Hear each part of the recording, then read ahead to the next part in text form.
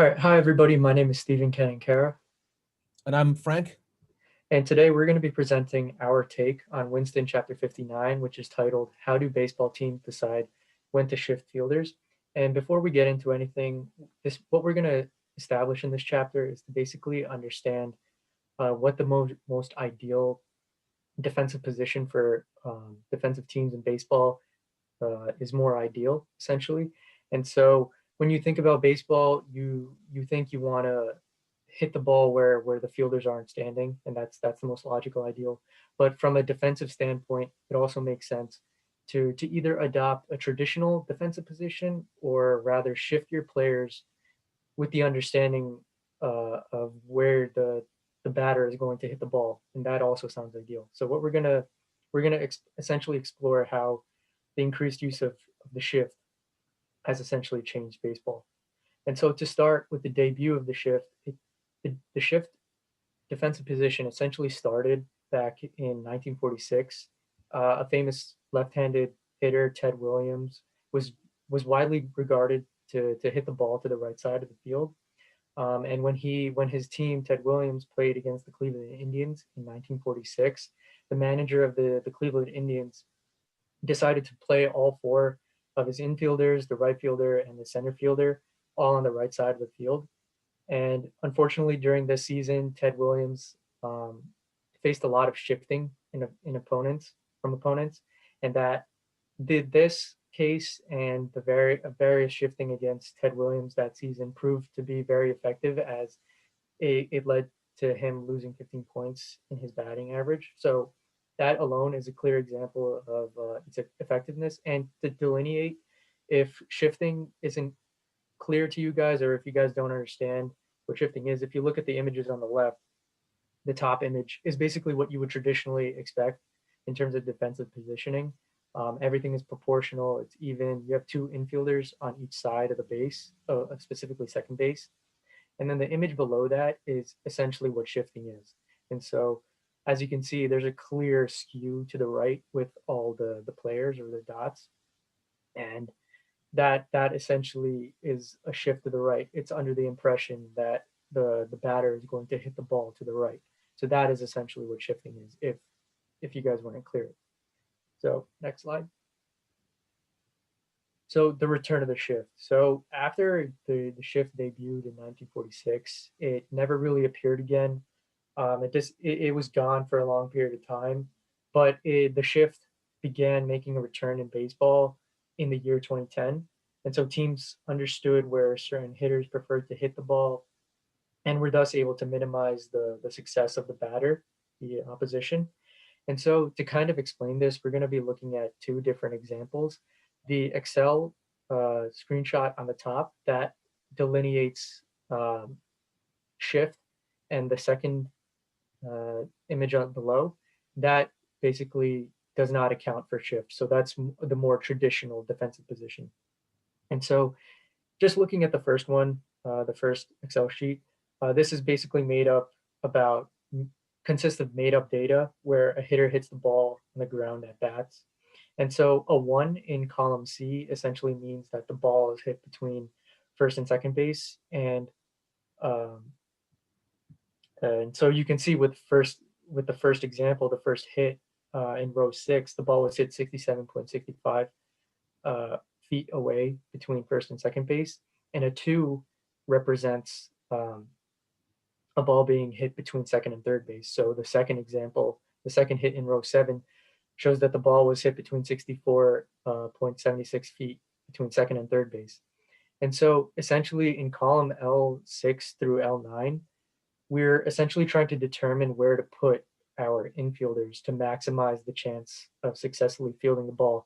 And we're going to be showing you our results from this based on the Excel solver in the next slide. But before we move on to the Excel solver, um, ultimately you can see in the top that the power of the shift example was more successful as it allowed the fielders to field 67% of all ground balls, whereas on the image below, that the more traditional defensive position, fielders only were able to field 19% of ground balls. So from that alone, you can clearly see that shifting is more ideal. But by looking at the Excel solver, um, once again, it shows that the 67%, the one which fielding was more effective, but it shows that um, it also provides us the most optimal position for our fielders. And so we found that placing first baseman 3 feet from first base was more ideal. Second baseman 51 feet from first base, the shortstop 60 feet from first base, and the third baseman 151 feet from first base. So that this helped us provide basically more optimal positions for our fielders, and it helped us understand that shifting was more effective as it allowed a 67% success rate. So moving on to the next portion, is empirical is this effective? You know, that's the main question that we're trying to understand here. And there's a wide variety of evidence on this topic that is presented in the chapter. But basically, before we understand any of the examples, we have to understand the the term that's used, or the measure that's used, which is OPS. And OPS is essentially um, it's essentially on base plus slugging percentage. And so that essentially measures the productivity of a hitter. And so to calculate OPS, you need to add the fraction of the time the hitter reaches base plus the average number of total bases per bat. And so a single would be one total base, double, two bases, triple, three bases, and a home run is four bases.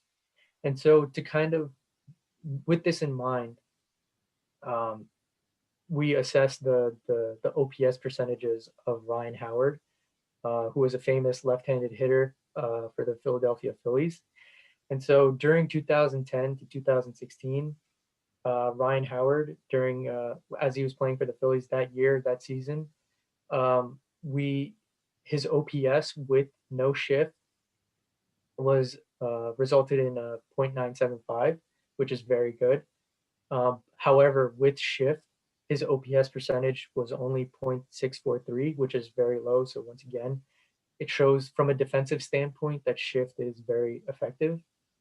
And to kind of go off of this, another analysis that was done to kind of supplement this evidence, Mike Petriello, who was a writer for MLB, he essentially assessed batting averages in 2017 for of all hitters who saw at least 100 pitches against the shift and not against the shift. And the hitters that got hits 28.1% of the time, um, they were facing the shift, whereas without the shift, hitters averaged 29%, 29.9%.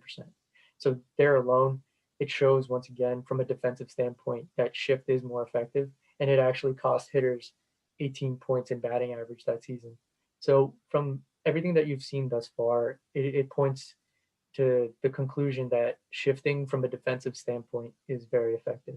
And now I'm going to pass it off to Frank to handle the rest of what we covered in chapter 59. Okay, so first, thank you, Stephen. And so I'm gonna talk about why not just beat the shift. So so now when a left-hand hitter is at a bat against the shift, there's only one infielders between second and third base. So it seems like if the hitters just needs to lie down and do a bunt, and then he can reach the first base. However, they did an interview with three famous players. First, I'm not a baseball guy, so the first guy, Kyle Seager from Marinas. So he said it's very hard to lie down a successful bunt of a 90 miles per hour fastball. And the second guy, Daniel Murphy, 2019 world champion, he said three infield singles, it won't score a run, but a double and a one single, well. So why try to do the lie down a bunt? Matt Carpenter from Cardinals, he suggested just outlawing the shift by requiring two infielders to be positioned on either side of the second base. During the 2019, the average OPS was 0.758. Therefore, for the hitter to match this level, their bounce needs to be successful 76% of the time, which is nearly impossible. Personally, do I agree with Matt to outlawing the shift? Be honest, the baseball game. One of the reasons I'm not a baseball fan because the baseball game is kind of slow. It's not that exciting compared with basketball and the soccer. So it's already pretty boring. So why don't just try to ban the shift and then let the game go faster? So it's not a bad idea. All right, so that's just my personal thinking. So what did we learn from this chapter? So we learned what's the shift in the baseball. Personally, I learned the baseball game. I did a lot of research. Never played baseball before. And also we learned how to calculate and find out the best strategy in the sport game. And we learned how to use Excel solver. We learned how to use the tool and the knowledge to solve the other cases and the problems, such as we had the homework before, the shortest driving plan for the UPS guy. For other cases, we could use the same strategy and same tool to solve how to choose from different investment portfolio to maximize the profit and minimize the risks.